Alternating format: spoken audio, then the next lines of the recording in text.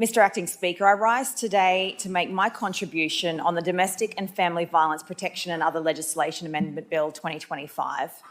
I want to first start by thanking Minister Cam for introducing this bill for Queenslanders, for victims of domestic and family violence.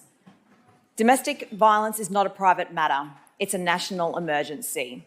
This bill is long overdue, and I'm sure as you hear what it's about, you will wonder why, just like I have, as to why those opposite never took these steps in the last decade. You'll wonder why the Labor Party protected perpetrators instead of victims. This bill is so important. It will stop putting domestic violence offenders' rights above the rights of victims. This bill is a step in addressing what domestic violence victims are asking for. It's a step in addressing what our police are asking for, and those opposite continue to ignore them. Victim safety is at the heart of these reforms. GPS trackers to be placed on high-risk domestic violence offenders. Police protection directions, on-the-spot 12-month directives issued by police to protect victim survivors without needing court approval. In the past, for a protective order to be put in place, victims would have to go to court, delaying this important step, and it makes no sense that those opposite are opposed of this. 24/7 domestic violence and family violence crisis response support for victims in domestic violence and coercive control. This includes a new North Queensland-based hub by July 2026, an additional $75.8 million over 5 years to contribute to the National Partnership Agreement for Family, Domestic and Sexual Violence Responses, bringing our total funding available to $151.6 million, and DV Safe Phones funding of $1 million to continue to collect, refurbish and distribute used mobile phones to victims of domestic violence. One of the reasons I decided to run for Parliament was because of the decline in our beautiful Far North Queensland region due to the youth crime crisis which emerged from Labor softening the laws a decade ago. The housing crisis is another reason. The number of families living in cars and seeking homes in our regions is at heights we've never seen before due to Labor's lack of planning for growth in our state and all their red tape that has reduced productivity. But another reason that I decided to run, because of this one is less spoken about, which is domestic violence. It's a disaster plaguing our region in Far North Queensland. Silence is the weapon that lets domestic violence thrive. I have people reaching out to my office regularly, asking for help. I commend them for their bravery, and I thank the police, emergency services and support services that help victims fleeing from domestic violence. The harrowing stories from our region are heartbreaking. A Cairns mum of 3 held face down on a table with a shotgun pressed to her throat broke her silence earlier this year. She was a survivor of a 13-year domestic violence relationship. Another mother was held at knife point by her ex in front of her kids. He then called her 114 times from prison, threatening to kill her. Another woman in our region sadly lost her life in a murder-suicide with their daughter running to the neighbours for help. Sad stories like this are not uncommon in our region.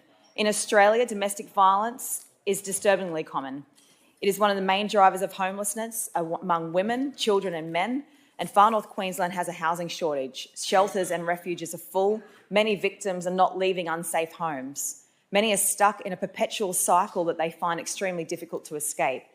Just because domestic violence is hidden, it doesn't mean it isn't happening. It's one of the most widespread crimes in our nation. 1 in 6 women have experienced physical or sexual violence by a current or former partner, while for men it's 1 in 16. 75% of victims of domestic violence reported the perpetrator as a male, while 25% reported the perpetrator as a female. And on average, 1 woman every 9 days and 1 man every month is killed by a current or former partner. Domestic violence does not discriminate. It impacts every race, gender, age and socio-economic background, leaving no community untouched. I personally know men and women who have been victims of domestic violence, and it's often the ones that you least expect. It takes a very brave person who can access support to break this cycle, because leaving an abusive relationship is often the most dangerous and frightening time for survivors. Research and frontline services consistently show that women who leave domestic violence relationships often face a new set of fears, because leaving a domestic violence relationship doesn't end the fear. It often begins a new one. Women worry about retaliation, losing their children, financial hardship, homelessness, and not being believed. The fear of isolation, stigma, and starting over can feel overwhelming, making an escape as frightening as abuse itself. Within the last decade, the number of calls for service to domestic family violence incidents increased approximately 218%, and the Queensland Police responded to over 192,000 DVF occurrences in the last financial year. And in Cairns, we have some of the worst domestic violence statistics in the entire state. In terms of strangulation offences, Cairns sits at the second worst in the state, but the worst per capita. In terms of contravening DVO charges, Cairns sits at the fourth worst in the state. In terms of flagged DVF offences, Cairns sits at the very worst in the state, surpassing Brisbane and Townsville. This is something that breaks the heart of every far north Queenslander. This is the result of 10 years of not putting the rights of victims ahead of the rights of criminals. 10 years of weak laws have resulted in some of the highest numbers in Cairns we have ever seen.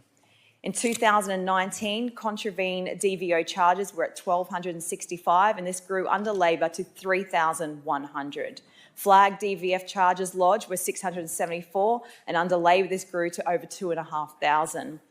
Queensland Police have confirmed 2,848 breaches of domestic violence orders recorded in the Cairns Police Division in 2024 alone. In the past 10 months, these numbers are down across Cairns in many instances. Flagged DVF offences are down 12.3%.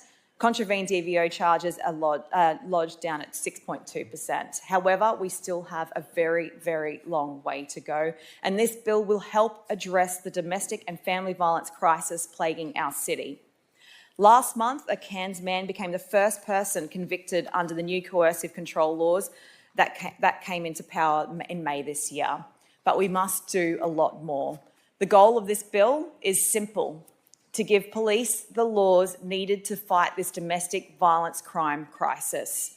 The police ask and we listen, and we are delivering through this important bill. The victim stories and heartbreaking statistics tell us one thing: that the old system is broken. After 10 years of decline under Labor, the LNP in 10 months into delivering for Queensland. And our hardworking Minister for Domestic and Family Violence, Minister Cam, is doing an incredibly important job, and I thank her and her team for this bill. Mr. Speaker, I give my full support of this bill.